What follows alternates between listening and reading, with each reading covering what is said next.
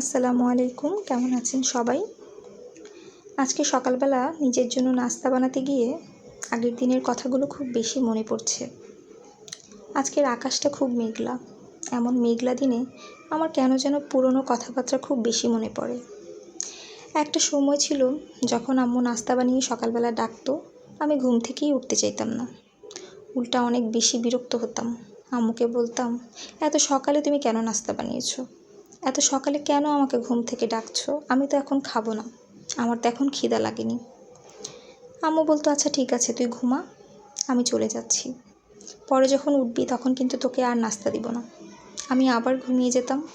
আমার ঘুম ভাঙতো 10:30-11টায়। ঘুম ভেঙে যখন আমি ফ্রেশ হয়ে আসতাম, ঠিকই আম্মু নাস্তা নিয়ে বসে থাকতো। একটুও কেন যেন মা বিরক্ত হতো না। সেই কথাগুলো মনে করে আজকে মনটা বড্ড বেশি খারাপ হয়ে যাচ্ছে। এখন মনে হচ্ছে যে তখন যদি আমি সময় মতো ঘুম থেকে উঠে যেতাম, তাহলে কতগুলো দিন আম্মুর সাথে একসাথে বসে নাস্তা করতে পারতাম।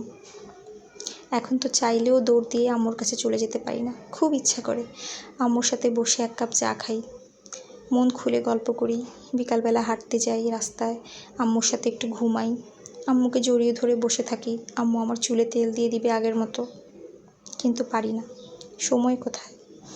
আমিও যে এখন সংসারী হয়েছি, আমিও মা হয়েছি, আমারও এখন সংসারে অনেক দায়িত্ব, নিজের মেয়ের পিছনে সারাটা দিন ব্যয় করতে হয়। আসলে যে দিনগুলো আমরা পার করে আসি, সেই দিনগুলোর কথা যখন আমাদের মনে পড়ে তখন খুব বেশি আফসোস হয়, কিন্তু কিছুই করার থাকে না, চাইলেও আমরা আগের দিনগুলোতে ফিরে যেতে পারি না। ছোটোবেলাটাই মনে হয় খুব ভালো ছিল, এত বেশি দায়িত্ব ছিল না, কর্তব্য ছিল না। খুব ইচ্ছে করে আমার ছোটোবেলায় ফিরে যেতে। আসলেই কি যাওয়া সম্ভব? যদি সম্ভব হয় সত্যিই চলে যেতাম।